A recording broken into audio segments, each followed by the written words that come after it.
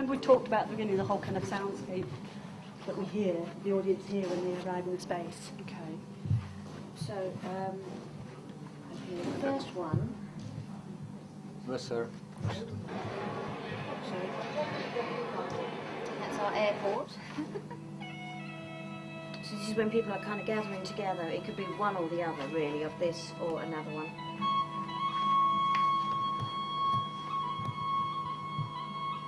It goes on a little bit. Should I move it forward a bit?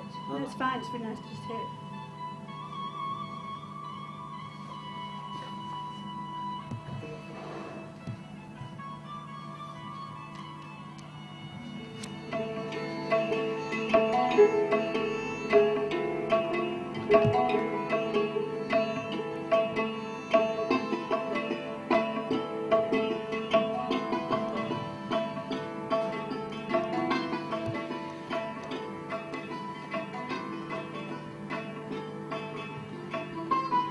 It becomes a really collaborative process in that everyone has a sense of ownership. All the actors were given a number of interviews that they had to use, that they've had to kind of really focus on and become almost experts on certain people that we interviewed. So they carry that knowledge and they contribute that knowledge of those interviews as part of the process of developing the script, of developing the whole storyline through of certain characters. So that's exciting because everybody has a sense of ownership, from the design team downstairs to the musical directors, musicians and the cast as well. Everyone has put something in. It's not us dictating.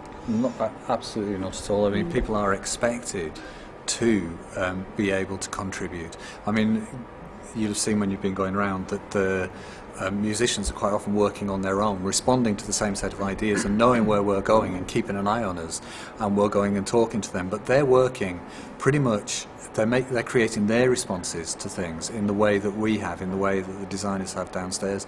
So everybody is responsible for their creation within it. Can we try and read through more or less at pace? So picking up the cues. Audience enter soundscape and music playing, street scene with passers-by with suitcases which are left around the street. Nikki enters with her case. I arrived here in the early 60s from Jamaica. My parents sent for me and my sister for a better life. When I first arrived here from Poland, I was expecting to see all green and little cottages and tea at 5 o'clock. It is not quite like the postcards. I said, this is my passport. I am 37 years old. I am born in Iran. It's a long way on the bus from Cradley. So, my role is one of the performers, and I'm one of the shopkeepers in the shop. All of us play a few roles. He was a very nice man, they say. He was murdered Good Friday, 1957. It's all been devised, so we've been working from interviews that people have got from actual shop owners, and they've kind of said bits about their customers and their lives. So that's totally different for me. This is the first time I've done a devised project. So yeah, it's totally different from turning up with your script. He'd been burgled before, so he'd taken to hiding his money around the flat upstairs. Well, it's totally different. It's totally different than anything that I've done before. Usually when you've got a script and somebody's made up the character. The killers had used his own band to take him away. There was blood on the bonnet and blood inside.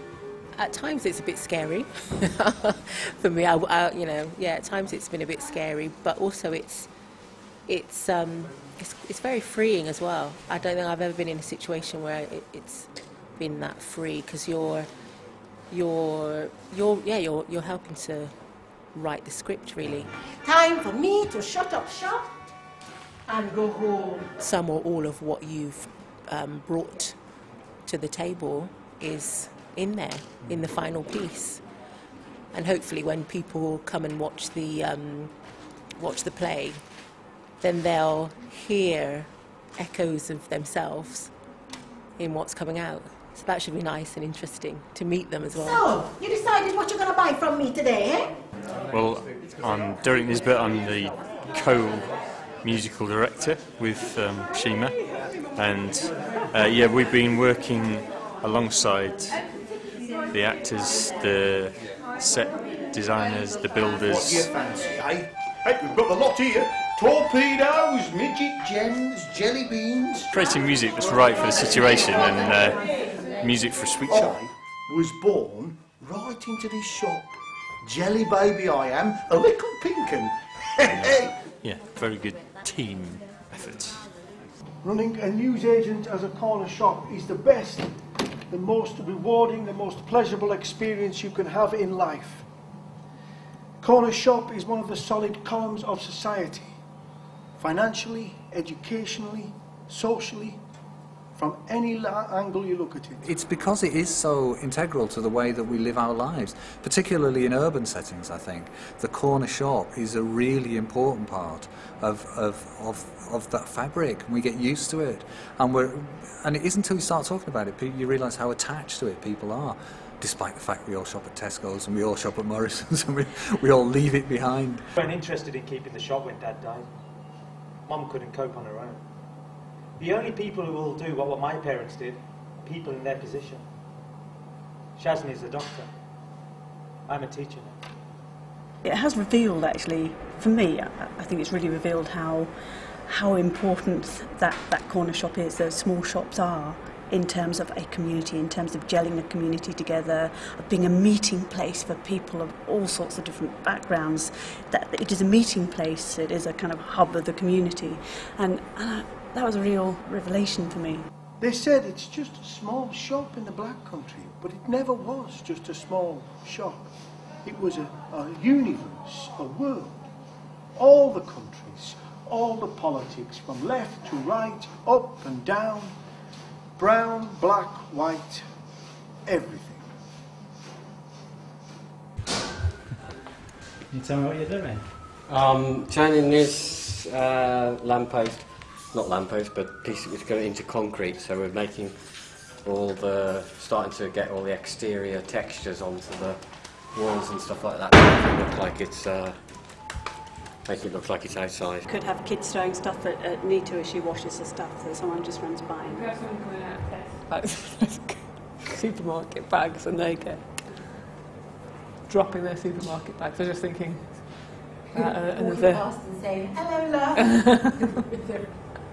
Well, that would be quite nice, actually. That would be, because they do talk. Various people talk about people when they go to the supermarket and they get past their shop and they like hurry past. Yeah.